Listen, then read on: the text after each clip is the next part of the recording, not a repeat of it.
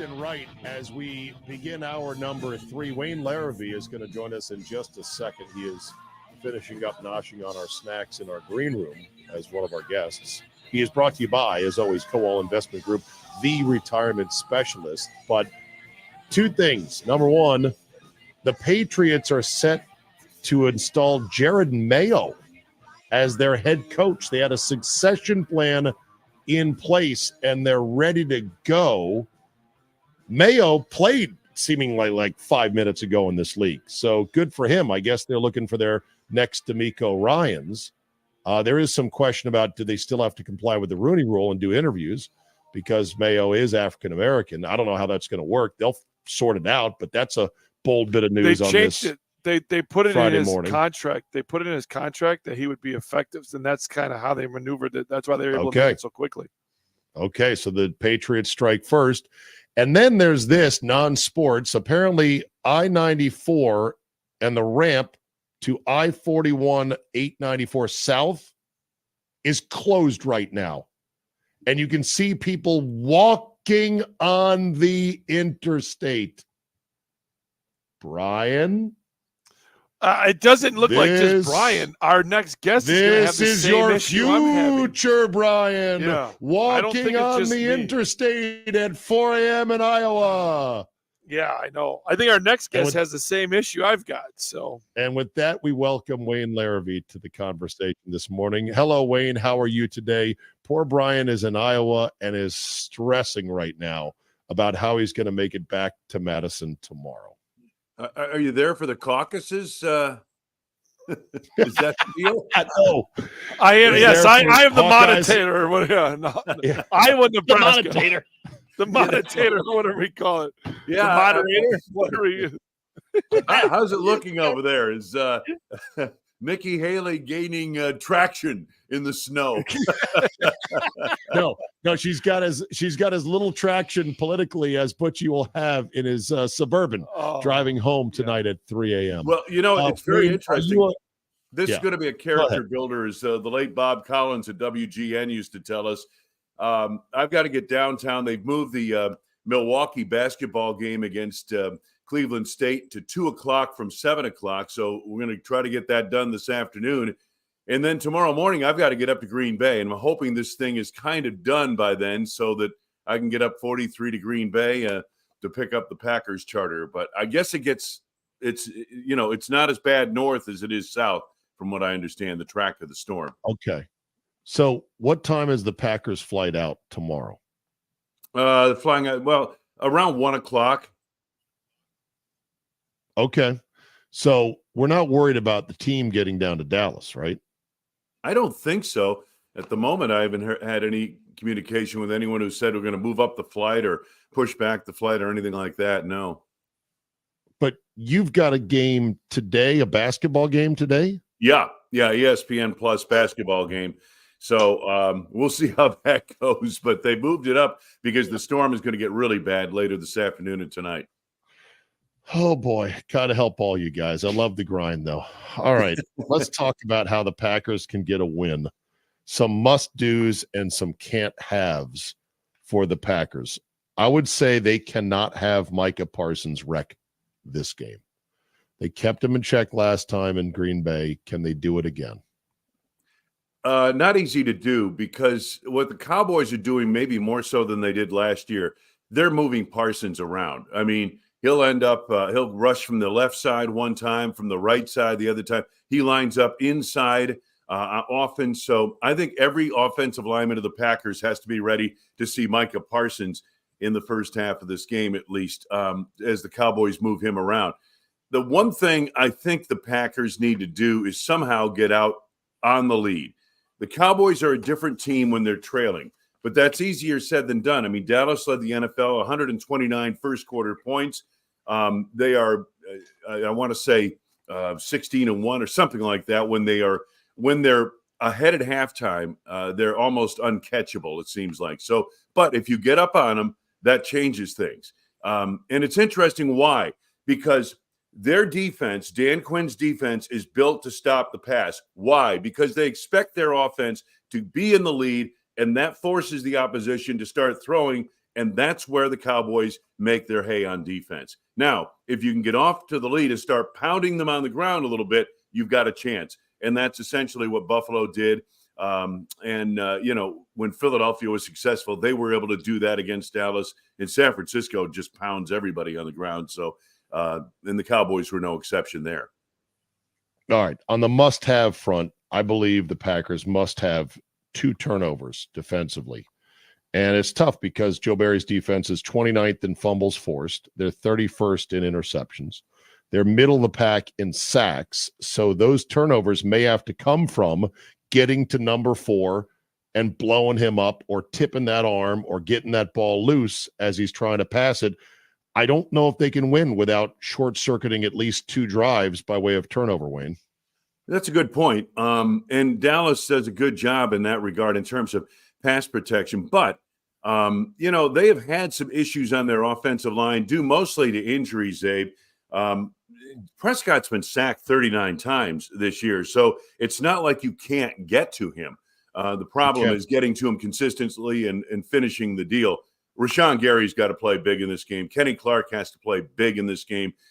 Those are 2 major factors in terms of pass rush, in my opinion, for the Packers. And the other thing that it would be good to do is if they can, and hopefully they'll have Jair Alexander, although he turned an ankle the other day in practice, but disguise coverages a little bit against make that Prescott pause for a moment.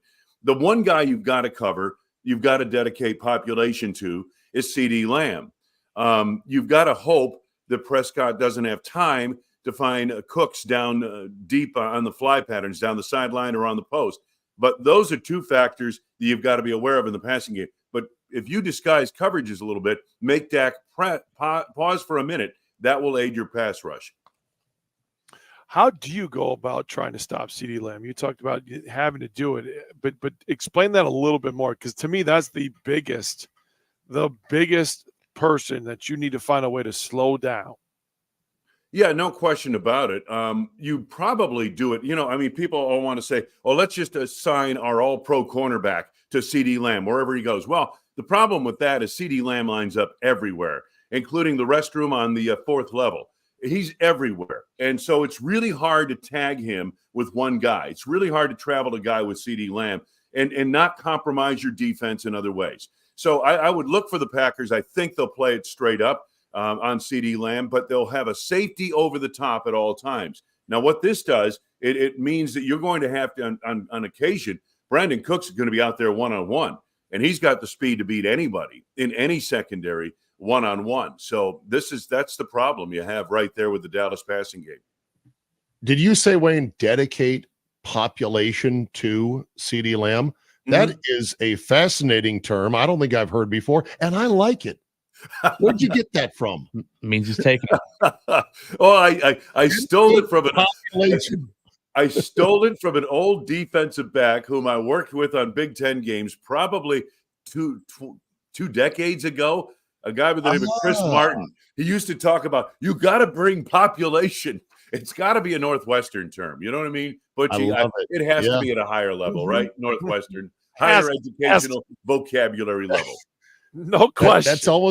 That's almost as good as the mic'd up Hank Stram in the Super Bowl saying, matriculate the ball down the field. Never be forgotten. Population too. Never be forgotten. Wayne, I wanted to ask you, focusing on the defense and just the aggressiveness that you think this team's going to have to play. I feel like we've seen so many different styles of Joe Barry's defense here, and some of the most frustrating have been when, it's not as much pressure being brought, but I feel like there's got to be a little bit more risk and not as much playing safe in this game if the Packers are going to find a way to win. I think you're right. In playoffs, things can go kind of askew. Teams that do certain things in the regular season, sometimes they don't do those things in the playoffs. It's very weird, and turnovers are a lot like that. I agree with you, Josh. I think the Packers have to be aggressive. I think they've been more aggressive in recent weeks during this streak of games, and when they have been, they've been more effective. I just think their players are better at reacting rather than just that soft coverage where you're reading and then reacting. I'd rather see our guys up on these defend on these offensive players and really being aggressive. I would look at a little bit more man coverage in this game, possibly, and then probably a few more blitzes up front, and changing things up a little bit, some stunts and moving tight end tackle stunts, that type of thing. I think really, getting number 7 into the A gap a few more times is certainly going to be effective. It was last week against the Bears. And so I think Joe Barry will have a few new wrinkles that we'll see coming up this weekend.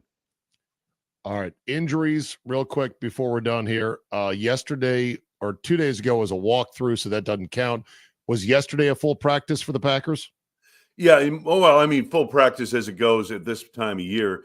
But it was, their longest practice of the week. And Jair Alexander wasn't able to go with an ankle problem. I think what they're going to go to game time with him because they really need him out there, and they need him out there at 100%, really. So hopefully it's not a bad ankle situation. From what I understand, he turned the ankle during a walkthrough. How do you do that? But anyway, it can happen. Stuff happens. Because it's Jair. Jair being Jair. Alexander didn't go. Jenkins didn't go. Dillon didn't go. Dillon's a write-off. I'm sorry. I'm just not counting on him, Wayne. Is that fair that we're not expecting him to go? Boy, I hope that's not the case, but it might be. Really? Okay. So Jenkins, be careful on Jenkins before you overreact there. I don't know what they listed. I don't have it in front of me. What did they list him with? Okay, it's DNP. The 3 DNPs were Jenkins, Dillon, and Jair. And I have mentally written off Dillon. I'd love to have him on board, but with the thumb and the stinger and with Jones healthy, I'm like, okay, Jenkins we need.